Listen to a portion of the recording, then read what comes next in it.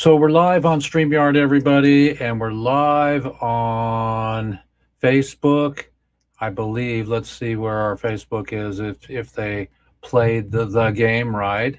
Actually, Facebook is still populating. Here we go. Okay, we're live on Facebook. And we're live on the Canon News and Reform information about what's going on with Holy Joe's Garage Biden. And I was reading Stash's bio. He sent me a new bio today. And if nobody knows the term Stash is our new and elder statesman in the music industry. It's going to help us with our concert. And so it's really exciting and interesting to know that. Let's see if I can get myself big here. We got me in the middle. And so the Stash is the guy that wrote "Don't Bogart That Joint, My Friend, Pass It Over to Me." And so it's really cool. We have him on the horn, and then he's going to help us with our concert. But I was going to say something that just blew out of my head when I get on a roll, everybody. And then, like I played my father last week, and he goes, "I'm on a roll." And then he forgot what he was saying, but he kept, recording. So that's what I'm doing right now. I'm going to tell you that Stash Wagner has signed up.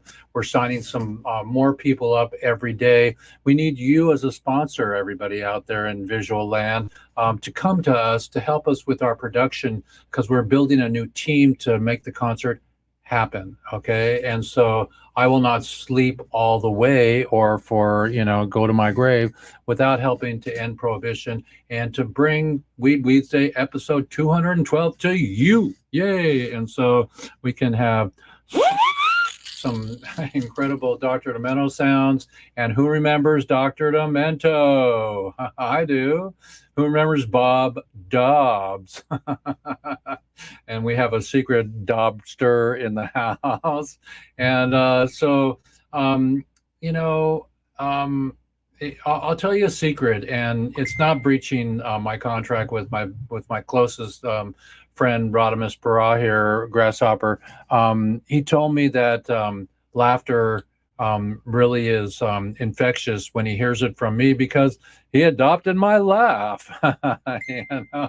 And so laughter, everybody, keep it laughing. And I've got a really not funny, but a funny guy that's going to tell you about marijuana pretty soon. We've got something from JC, and you'll know who that is when I play it later. So we got a great show today. Jesus Christ? Yeah, more or less. You can say that of comedy. Jesus Christ of comedy. So JC, that's the only JC I know. Well, you will find JC talking about drugs in a few minutes, and so it's going to be a fun day today. That's the salad in the bowl next to the whatever you eat for protein, meat or hemp seed. Hemp seed has a beautiful protein, everybody. So you don't need to, eat dead cows or pork or ducks or pheasants or swordfish to get your protein. But if you choose to do it, right next to there is laughter. And laughter is part of the movie that we live in. And there's not enough of it when people are blowing each other up. And so my show's not about talking about what's wrong. We're going to talk about what's right. And we're going to get the right to agree with us that marijuana should be legalized, not decriminalized. And so that's what I got to say today, everybody. And I hope my my new webcam is doing okay. And so does it look good, my new webcam, everybody? Okay, cool. And so in life, we're not allowed anymore to buy things that we already have. So this is from Jeffy Fresh. Clean your house, organize your stuff.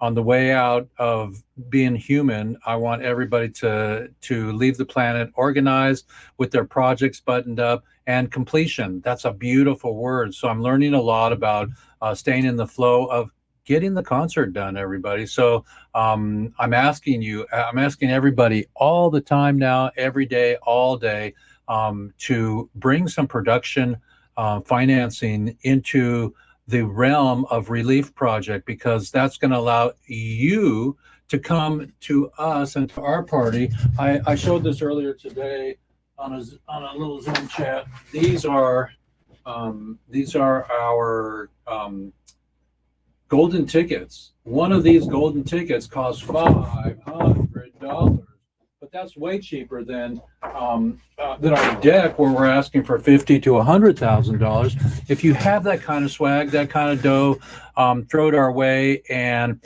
if you bring somebody to me, I'm going to say publicly around the world that I'll give you 5%. We'll sign the docu for the dough that you bring us for publication. I'm really excited. And I got a hand up there. What do you got to say, Rod?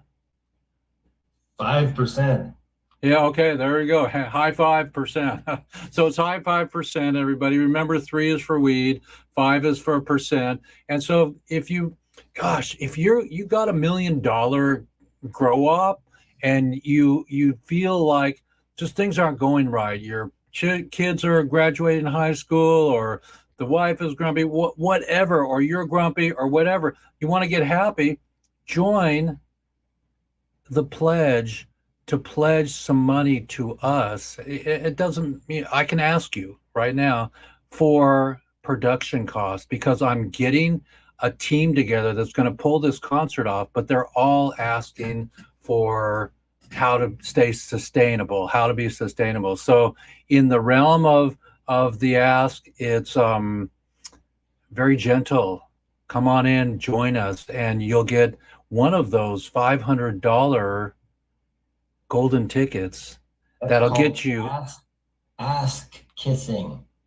So we can kick ass to make the money to get our production team with a $500 ticket that'll get you and your significant other forever, for life. It's just like an NFT. It's in the blockchain, and I will guarantee you can come to Portugal. I'm not going to fly you there, but if you donate on the early 30 golden ticket version of this tier level 1, you get in and you help us to make this happen. So it's going to be cool. And welcome, everybody. It's Weedsday, and we've got Can of Nurse. What? You didn't hear that? Oh no, we fixed the filter. We fixed that once. What was it in audio? We didn't have it last week, and we still don't have it. Oh, let's see. Let's see. I got audio. Automatically adjust microphone volume. No. Low. Maybe. Let's see here. Let me click on that. No, that didn't even work. Automatically adjust noise suppression. Low. There it is. Take that off. Take that off. Okay. High background speech, medium compression fan. Okay. How about? Try it again. Yes. Okay. Yeah. We got it. Okay.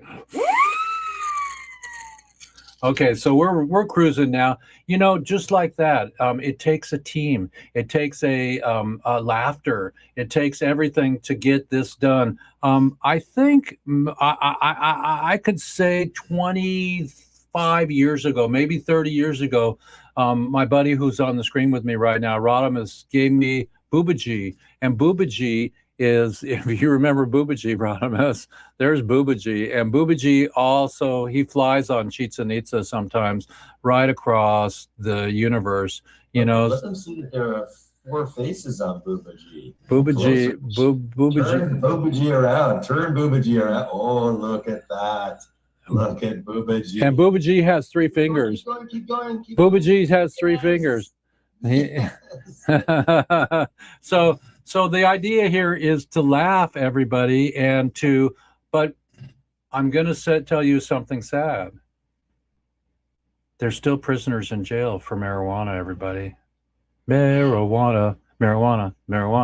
And so why don't we just get in with the intro? We'll try to act like a regular TV show. I'm going to share my screen, and here we go.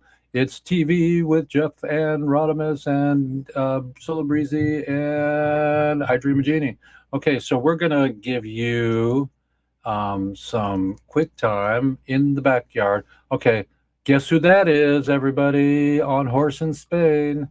Who could that be?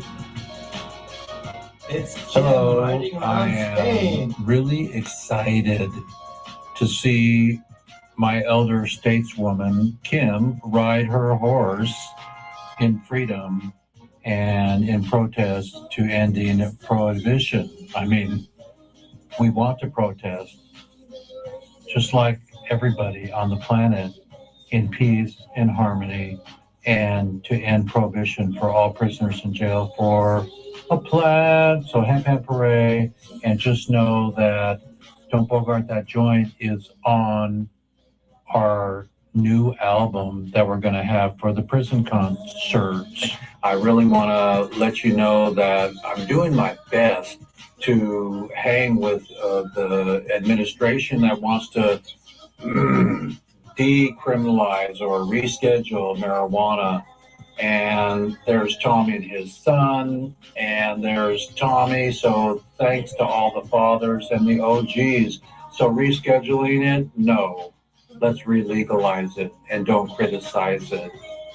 Be sure to go to relieffoundation.org and do support us.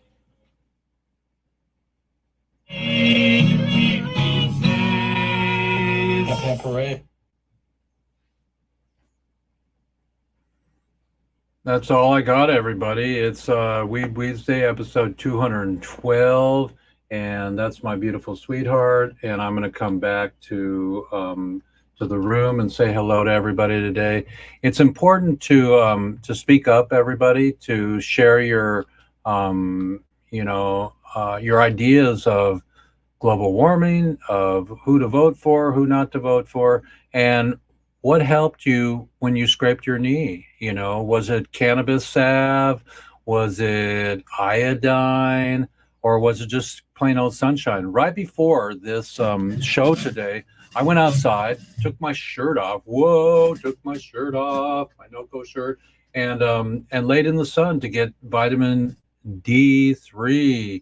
And I just laid there, and the sun hit my head, and it hit my body. And I said, whoa, I live where there's, a little bit of that thing called sunshine. And I know it's really important. It helps to feed my body to do the rest of the things that it needs to do. There's selenium that we need. We get those from Brazil nuts. And there's hemp seed that has a protein that's really beautiful. We need that. And we need vitamin D. So I got some today. So do self-care, everybody. We just lost Bill Walton, the hippie, announcer in sports, and I believe he's one of the only hippies. Somebody told me Ricky Williams was a hippie, a football player, but Bill Walton was really a great guy. He woke up and he went to work with a tie-dye shirt on, and he totally spoke about positivity. So at every one of my concerts, we're going to have flags just like Prince had, and just like the Oregon Country Fair have. They're going to say yes. And we'll sell yes hats and Bogart hats and relief. We want relief. So let me go around the horn and see how everyone's doing, what they got to say, and share, just share something happy. Rodimus, we'll start with you. Thank you. I defer my time to Canon Nurse. Mic problems. Okay, well then solo. I defer to solo. Okay. You want to Solo, you're on, man. It's your time. Something happy. You can throw it back to Rodimus. We'll go back. Yeah. It's like tennis. It's like tennis. What's happening is that we all woke up today, and I'm happy that we're all here to see another day. We're happy to be here on Weed Wednesday. Continue the good fight for the prisoners inside, and we're out here telling people the truth about cannabis. That's the good news out here. We're all just living and enjoying the good vibrations of the energy off in this wonderful Zoom room that we're in.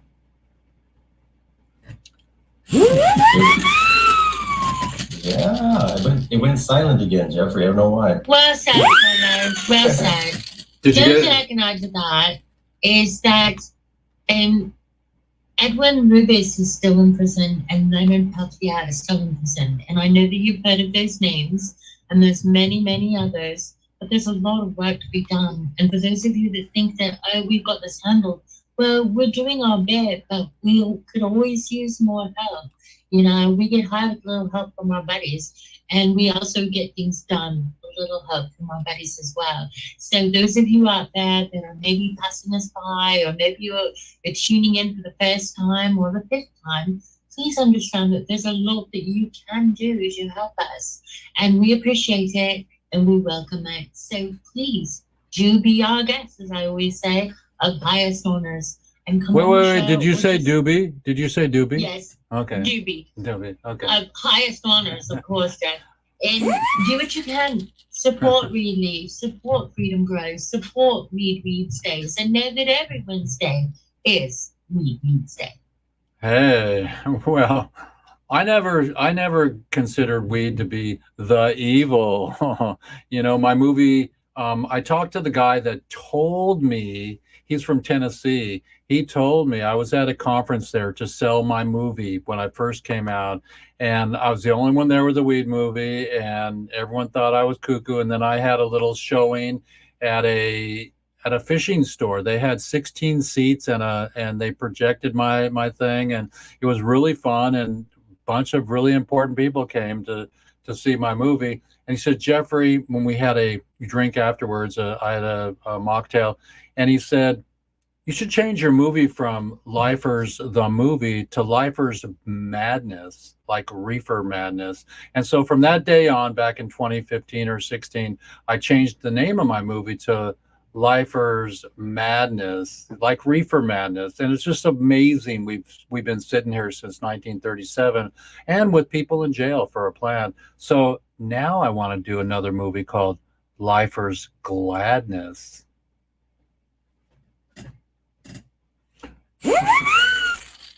So I'm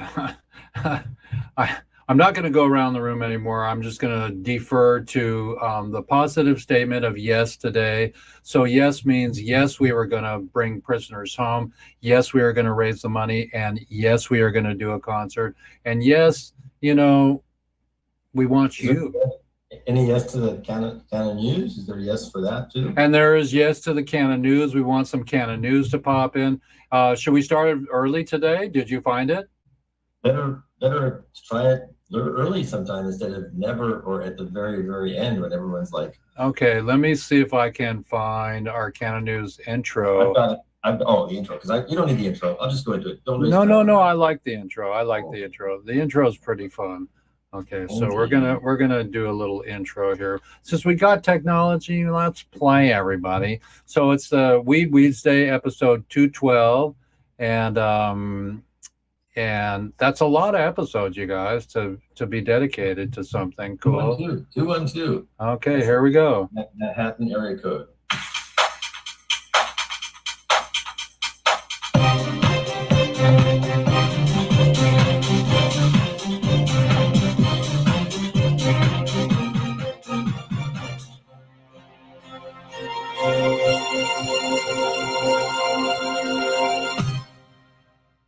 Hey, and so we're gonna get out of the Canon. We're gonna go back to the Canon News with Rodimus Para, Senor Grasshopper, and take it away. Thank you. That was so dramatic. Hi, I'm Rodimus Para, and here is today's Canon News for episode 212. Hi, everybody. So this is kind of cool. Major alcohol industry group pushes Congress for critical action, unquote, to regulate consumable hemp products rather than ban them. A major alcohol industry association is calling on congressional leaders to create a regulatory framework for hemp-based intoxicating cannabinoids, rather than impose an outright ban as proposed under a large-scale agriculture bill that is advancing in the House.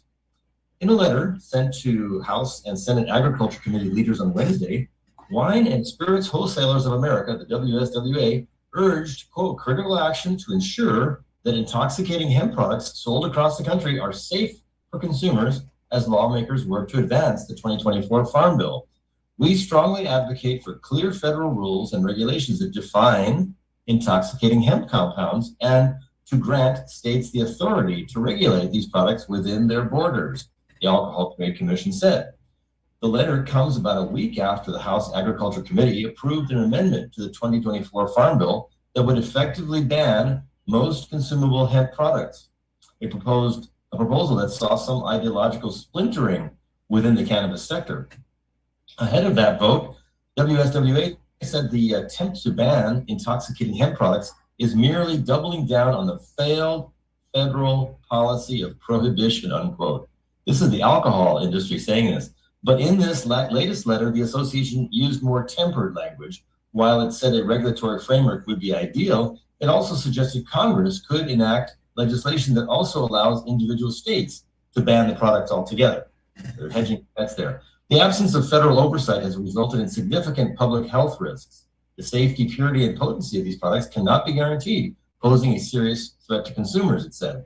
The process used to create some of these products can leave harmful chemicals behind. Additionally, these potentially dangerous products are often sold over the counter without age restrictions, making them easily accessible to minors, with some even mimicking popular candy and snack packaging. Oh, man. Oh, man.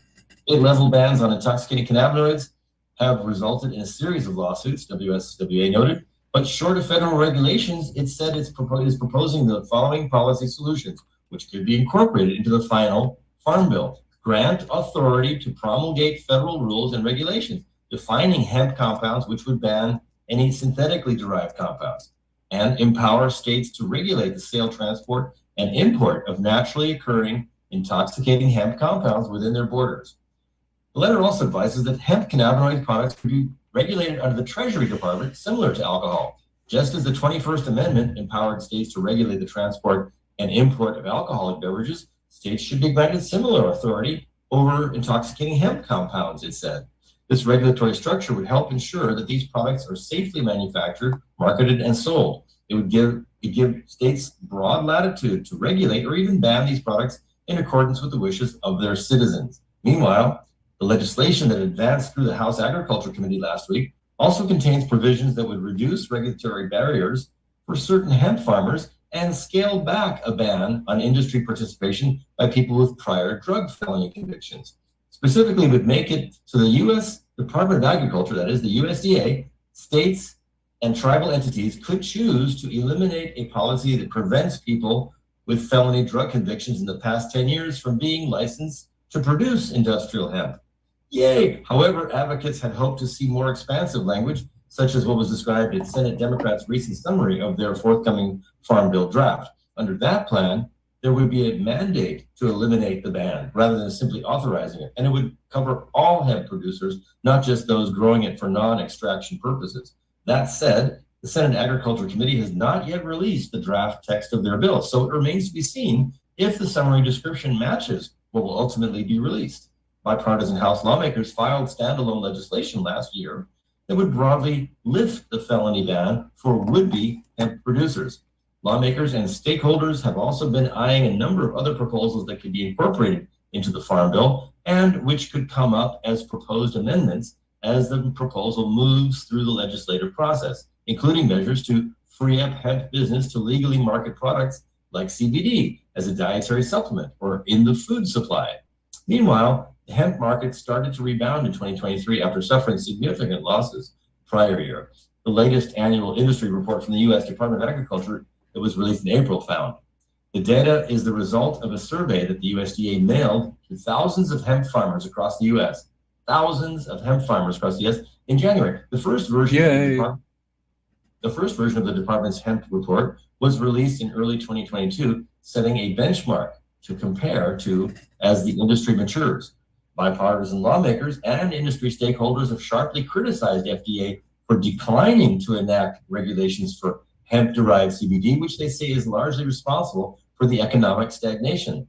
To that end, FDA Commissioner Robert Califf testified before the House Oversight and Accountability Committee in April, where he faced questions about the agency's position that it needed additional congressional authorization to regulate the non-intoxicating cannabinoid. USDA is also reportedly revoking hemp licenses for farmers who are simultaneously growing marijuana under state-approved programs, underscoring yet another policy conflict stemming from the ongoing federal prohibition of some forms of the cannabis plant. For the time being, the hemp industry continues to face unique regulatory hurdles that stakeholders blame for the crop's value plummeting in the short years since its legalization. Despite the economic conditions, however, a recent report found that the hemp market in 2022 was larger than all state marijuana markets, and it roughly equaled sales for craft beer nationally. Meanwhile, internally at the USDA, food safety workers are being encouraged to exercise caution and avoid cannabis products, including federally legal CBD, as the agency observes an uptick in positive THC tests amid confusion as more states enact legislation. Next article says that Biden drug czar says marijuana rescheduling will have historic impact, but overstates effects on the White House drug czar. But overstates, this is a little confusing. No, blah, blah, blah, blah. Okay, well, let's see now. Let's go to this. Rahul Gupta, director of the Office of National Drug Policy, weighed in on the proposal to move marijuana from Schedule 1 to Schedule 3 under the Controlled Substances Act in an interview with the Star Tribune that was published on Friday. We've had a policy for over half a century where so many lives have been upended because of our failed approach to marijuana. We've had so many people arrested, prosecuted, and incarcerated, he said. We know white, black, and brown people use marijuana at similar rates, but black and brown incarceration rates are higher. Didn't I read this last week? Maybe that's the same statement, though. It was part of a previous article. I'll go on. Gupta said rescheduling is going to be really important to remove barriers to critical research and perhaps drug development, and it could also lead to more research into the benefits of medical marijuana. However, while he said that this decision is going to have a historic and long-lasting impact, he also made several additional comments about the move that appears to inflate the effects of the reform. It happens that Schedule 3 drugs are a much lower priority in that way. Yeah, you know what? This was something I read. I remember reading this exactly last week. So I'm not going to repeat the news. So that's it for today. Thanks. Can you give since you're not reading it, the whole story, can you just tell us a little bit about what you know or what your conclusion is about the rescheduling?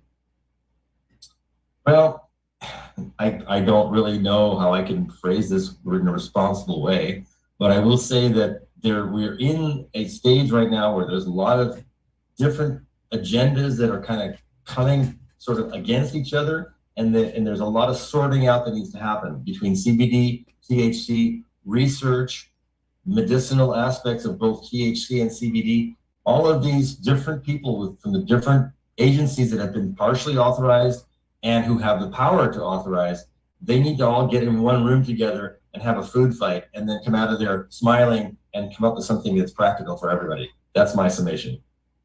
I believe that it is a little bit confusing for those that really don't know or that can't wrap their heads around ending prohibition, because that's the only way that will really get our federal prisoners home. They're not backtracking.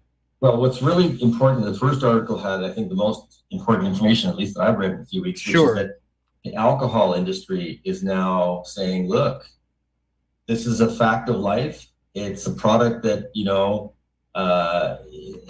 needs to happen. And as soon as it gets regulated in the way that our industry, meaning the alcohol industry, is regulated, then we'll be able to move forward. And I think that that's a really important thing, that a totally an industry that's related to people enjoying themselves, having fun, being social, that's been around forever, that has benefited from the laws against marijuana, is now actually saying, look, we think everybody should have a level playing field here. Let's move into the 21st century. That's a really cool thing on the part of the alcohol industry, which is obviously not run by a bunch of alcoholics, but actually some sane people.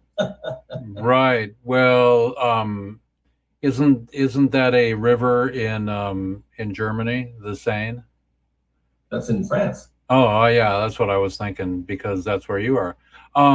Tell us a little bit about the weather in France and the champagne industry.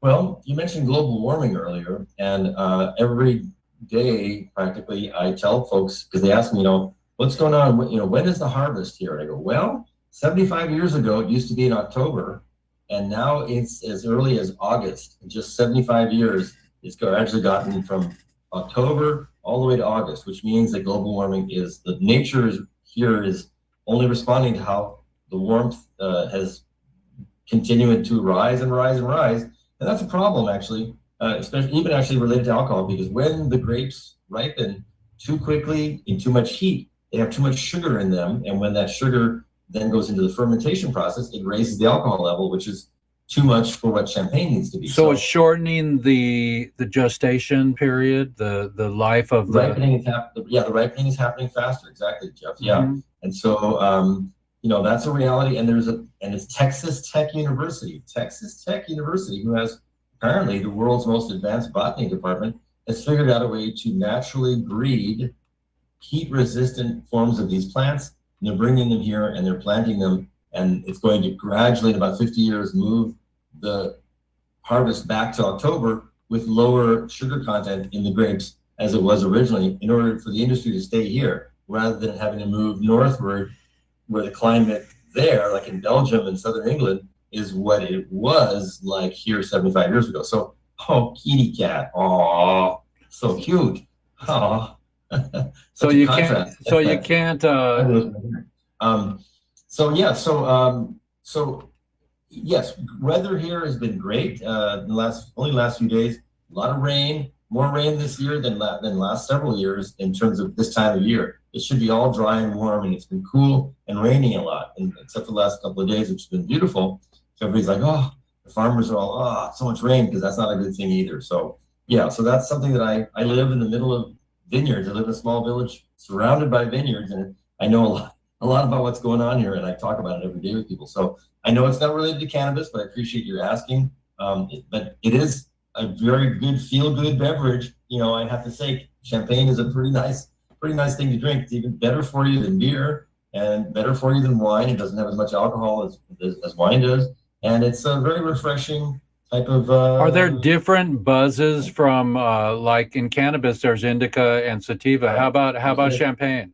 I was going to use the word buzz. You just took it right out of my mouth. I didn't want to say that, but yes, it's a great buzz. It actually has a much nicer buzz than beer and wine and other alcohols. It's a very friendly, yummy. Did you catch my question? Are there different champagnes that have a different type of buzz? No, it's all the same buzz. Okay, all right. Well, but I will say this: it's a fair question, and I haven't gone around and said, "What's the buzz from this like? What's the buzz from that like?" Haven't been doing that, but I can tell you that there are champagnes that are healthier for you, that don't have a lot of sulfites in them. There are some smaller producers that are doing no sulfites. They're not using malolactic fermentation, which causes the champagne to kind of die after a couple of years. And this is champagne that you can keep for a long time and still stays fresh. Those are the people that I gravitate to, and I like their product, and I like the families, and I like that they're practicing organic practices. So I gravitate toward the organic, or low sulfite type champagnes, and they taste better. They have and I'll say this, they have a better buzz. Okay. You know, they talk about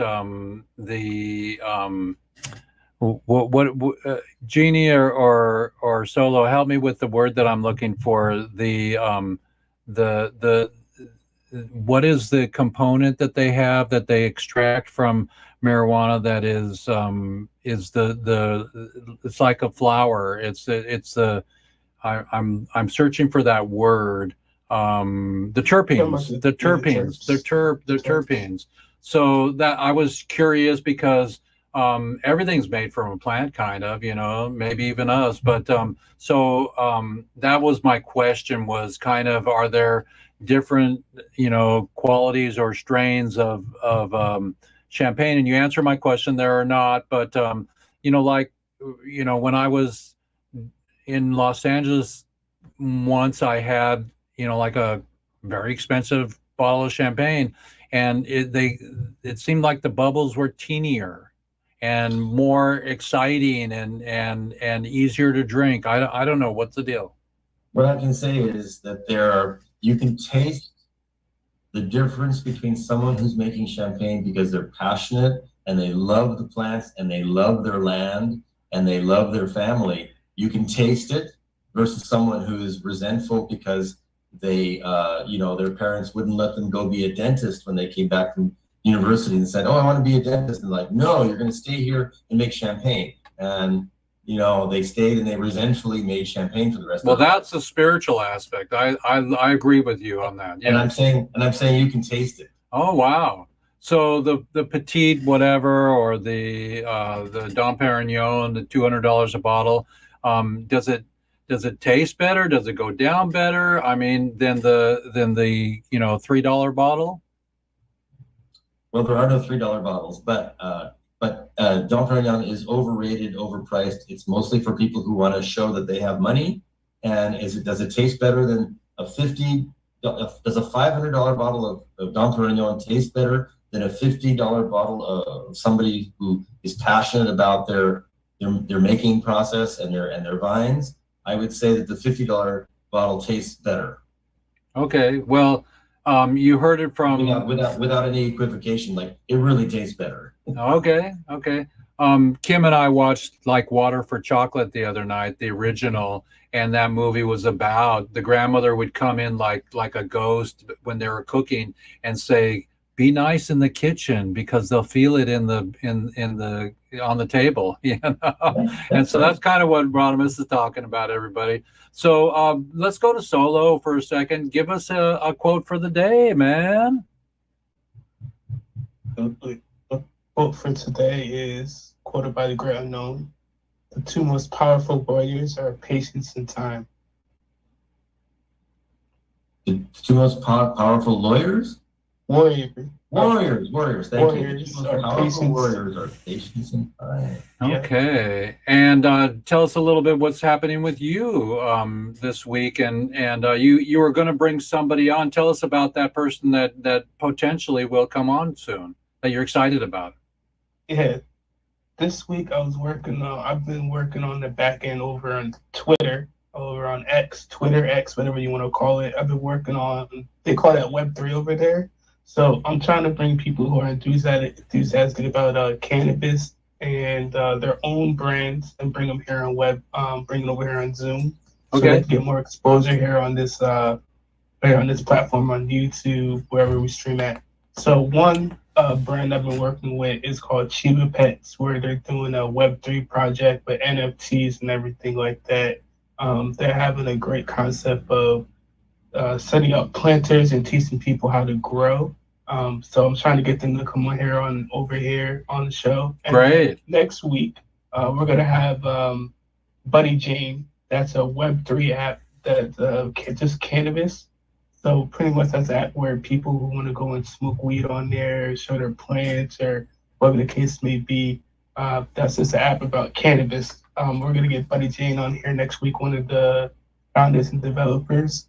Talk about the app, so we can get more people who want to do something about cannabis, want to download it and be on there. So I'm trying to bring people from Twitter, different parts of the world, into here on Web3 and talk about how much of cannabis. We need them. We need them, and enlist them for our concert too. We need Web3 people for our concert. Absolutely. So thank you. So keep working on it. That's great. That's great. Definitely. So like, it's pretty cool that we can sit in these Zoom rooms or sit in different platforms and talk about how weed is affecting a lot of people across the world, because you may think weed is good in one state, you may think it's good in one country, but maybe it's not. Or maybe different people can't smoke weed, but they can do CBD, or they can do THCA, or whatever the case may be. I think that's a wonderful thing that we have all these people who love hemp at the end of the day. That's right. We have Francis CBD. There's all kinds of dispensaries. You can mail it around. You can use the mail to send CBD to people if you're a supplier. But no, not THC yet. Even though I know the president wants to get it legalized. He tried when he first got in office. I think I might have mentioned this a couple of times in the past. He tried to get it legalized as soon as he got into office, and he was shot down by the French Congress. But clearly, The infrastructure is here through the shops. They're selling paraphernalia. They're selling, starter kits for CBD. But as soon as, the lever is pulled, sorry about that sound. As soon as the lever is pulled, then, the infrastructure will be there to distribute all forms of marijuana. So that'll be great. That's super important. Yeah. And Jeannie, tell us a little bit about Diamonds and Pearls. It's a song by Prince. Oh, there you go. I was mimicking your beautiful background there. So, how are you? And give a shout out to Edwin and the rest of the prisoners. You already did Edwin, and we're we're trying to get Edwin. I talked to him this week to book my ticket, to have me come down. Yes. So, as I said, Edwin and Leonard Peltier are both still in prison, and there's many more. But we did have a lot of prisoners come out, and they still haven't been on the show either. So we encourage you, if you have something you want to share, please come to the platform that Jeff has for you. It's a safe place for you to share your information, to share what you're up to share what's coming ahead. Maybe you need help with the project. Or maybe you would just like to help us with ours, with our concert, with dancing. I invite you every single week, if not during the week. And some of you I know have said that you've got messages at 1 a.m. I apologize, but I had no idea. I just know that it's the day before Wednesday and it's time to get the news out. And, all week I let you know what's going on. And then when the crunch comes, it's like you're going to get a notice, you're going to get an invitation, or you're going to hear something, because this is important. Because there's people behind bars, in prison, in a cage, over something that we're arguing over what can save your life, or what can heal you, or what can give you a better quality of life. And the bottom line is that all cannabis is medicinal. The side effect is going to be recreational. It has now come to the point that the alcohol industry also has noted that cannabis is more popular than any alcohol ever was. More people are taking in cannabis in some form or another over alcohol. And that figure has never been up there. And where the states have allowed for the people, the individuals to use cannabis, the healthcare has gone down. They don't need their insurance like they do, and they don't use the emergency room like they do, because they're healthier, they're stronger, they're better. And absolutely, when you cook, it is influenced by the way that your feelings are. So never make angry eggs. Never. Always make sure that you have happiness and joy and love in whatever you're doing, because it is influenced by your feelings. And stress, last thing I'm going to tell you, stress leaks through the eyes. It leaks through. Always look somebody from the left eye, because it leaks from the right eye. Never look somebody straight in the right eye, or you might pick up the stress. And it's all about being healthy and helping each other. Stress also comes out of your pores. Literally. Yes. People can actually be affected without even realizing it through their nose from the stress that literally comes out of the pores and travels to the next person.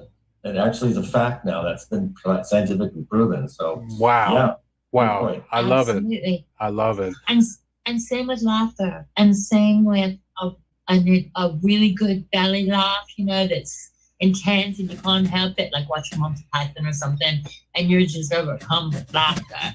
Well, it's the same thing.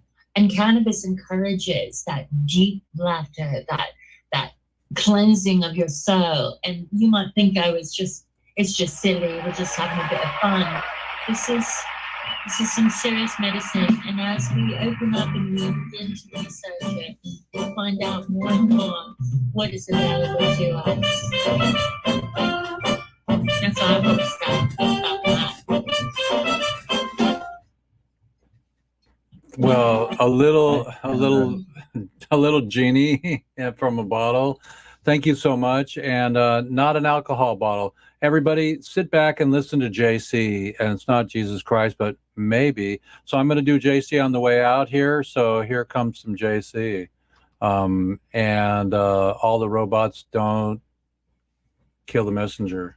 Okay, so here we go. Should we try 3? Yeah, some JC here. Here we go. So we're going to get rid of this one. We're going to get rid of this one. And we're going to go JC. People who deal in content that's on the edge, as you do, oftentimes live a life that's similarly on an edge. And a lot of those people go off the rails.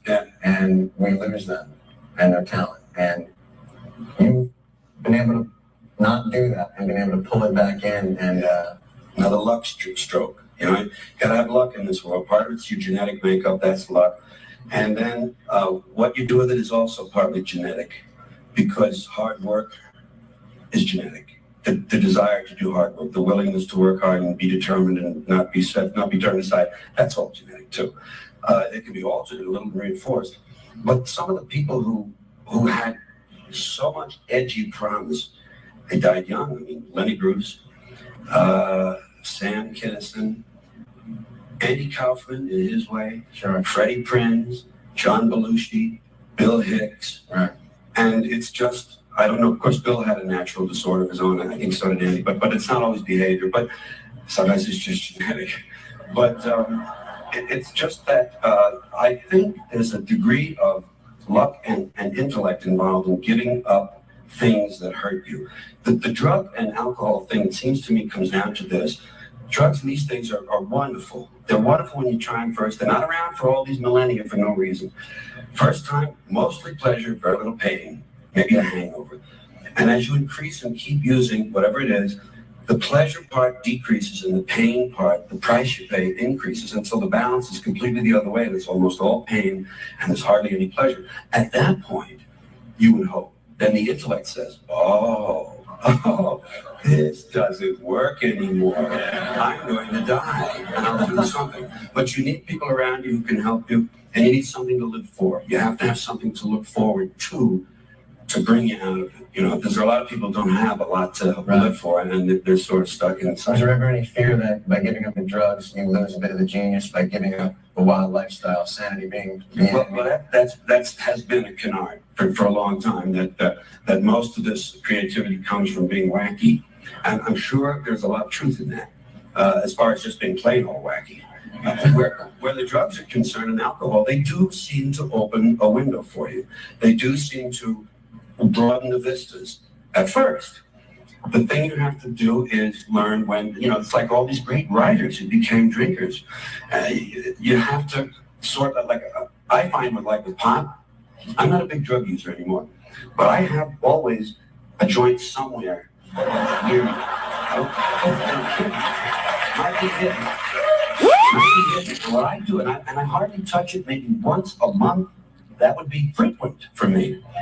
But when I'm writing something, and I write perfectly straight, perfectly sober, and I write a whole lot of stuff, 6, 7, 8, 9 pages, and I really pour it out, the next day, one hit is all I need now. One hit, and it's punch up time. Trying to get this thing going. You find with that sort of judicious use, I find there's some value in it. But most of the things we use don't let you leave them alone. They don't. Pot does. Thank goodness for that. Well, that's excellent. What? All right. There's a quality to it. That's more than fair. And I dreamed a path that was traditional. Comedian, disc jockey, comedian, actor, big success. A mainstream dream. Meanwhile, what I really was an outlaw and a rebel because I had lived that kind of life. I got kicked out of 3 different schools. I got kicked out of the Air Force. I got kicked out of the choir. I got kicked out of the altar boys. I got kicked out of summer camp. I got kicked out of the Boy Scouts. And I quit school in 9th grade. I had great marks. I was a smart kid, but I didn't care. They weren't teaching what I want. I didn't give a shit. It's important in life. You don't give a shit. It can help you a lot. And I was a pot smoker when I was 13. We broke the law. We broke into cars. We broke into offices. We broke into Columbia University. We broke into stores. We did all sorts of unlawful things. And I was that kind of person. I was one who swam against the tide of what is expected and what is what the establishment wants from us. But I didn't know that about myself because this dream blinded me. This dream was about America, about the path that we all follow, the middle of the road, middle class America, mainstream will dream. And being Wayne, while I'm sitting there like this, fuck those people. Fuck that shit. Look at this stupid shit. No, I don't want to be in the bunny number. Can I get out of the bunny number, please? I don't want to put on that fucking uniform. And I didn't know this dissonance was inside me. And in the period this is happening, all through the 60s, the counterculture was forming. The free speech movement started in Berkeley. The hippies were growing into a force. Peace, love, flower power, pot smoking, anti-authority. See, bing, bing, bing, bing, anti-authority. Throw over the establishment. Burn down the math building? Wow. Ding, ding, ding, ding, ding, ding, ding. So I gravitated toward that because I was that person, really. And the people I hung around with were that way. The musicians I knew in the late 50s had gone through that transition. Suddenly they looked different and their music changed. And I listened to people like the Buffalo Springfield. I listened to Bob Dylan. I listened to these people and I realized these artists are using their talent to project their feelings and ideas, not just please people. And I began to take some acid and some mescaline. I didn't overdo it. I had a couple of trips that weren't the best, but I had a lot of great trips. And that is a values-changing drug. Hallucinogens are a value changer. So is marijuana. Like it or not, it changes your values. It opens up windows, doors of perception, Aldous Huxley called them. And you see things differently. And I suddenly was able to see my place and to realize I was in the wrong place. You see, in 1967, the summer of love, the peak of the hippie movement, I was 30. I was entertaining people in nightclubs who were 40, and they were at war with their kids who were 20. It was a generation war. I was in the middle of it. I was 30, 20, 40. And I'm going, so what the fuck am I doing over here? These are the people that will at least understand me and give me a chance. I was just expanding. I was just expanding naturally. It wasn't forced. I had denied that part of myself, and finally it came into full flower, and I never became a really big success until that.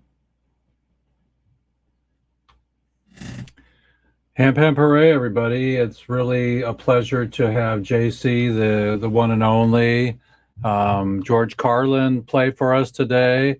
And we got Russell in the house. And so it's really fun to listen to some elders that grew up in the 60s, that grew up in the peace movement, and that watched it all go by. There was probably more drugs than ever back then, but now there's like more destructive drugs and everything. So be careful with what you ingest and how you are, responsible with your intake, everybody.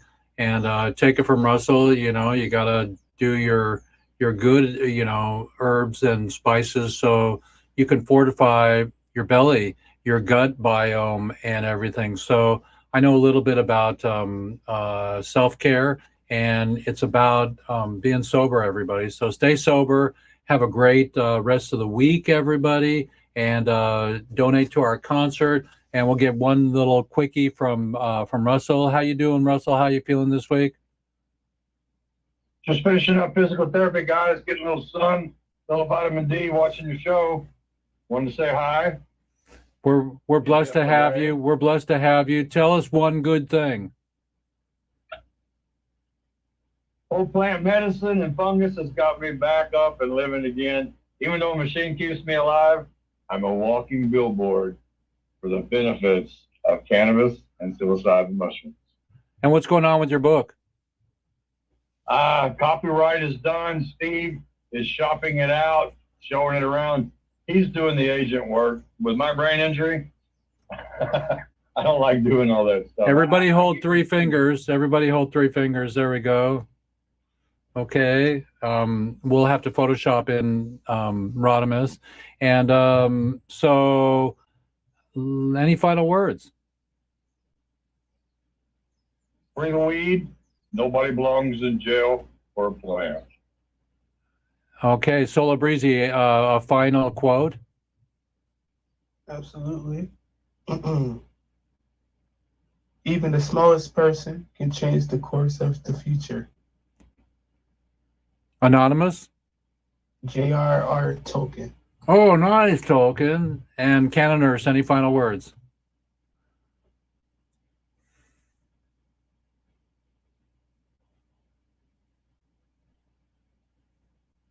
Nobody belongs in prison for a plant.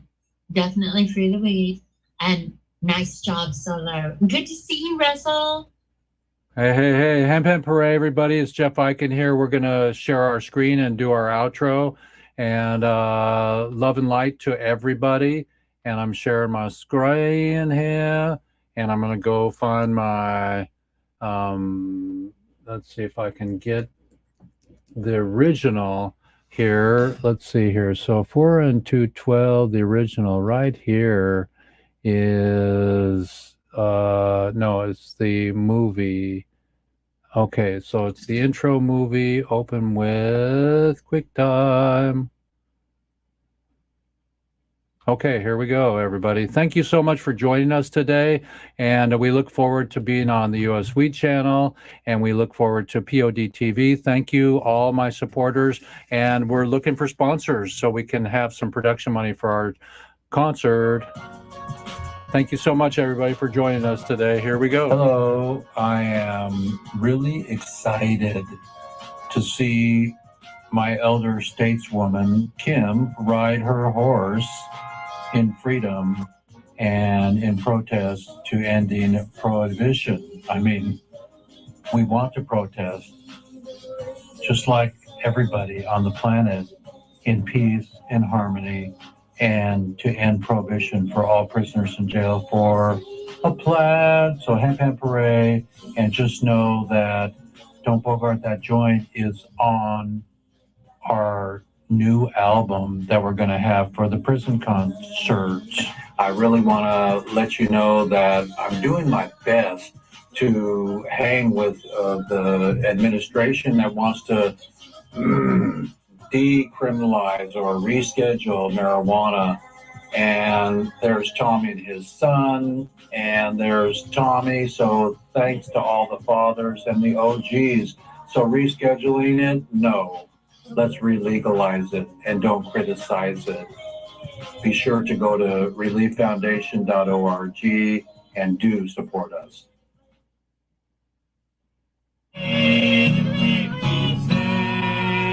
Hemp Hemp Hooray.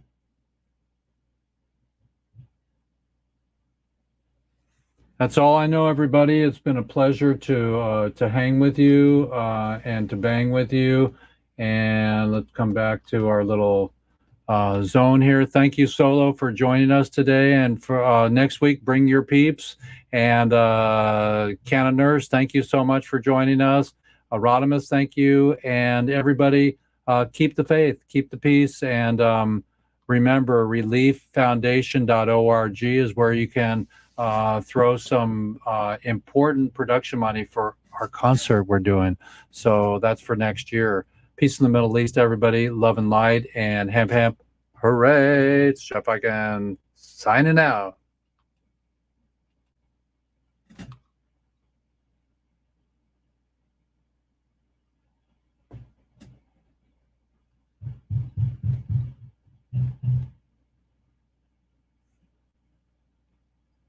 Okay, so it's really beautiful to be part of the StreamYard family.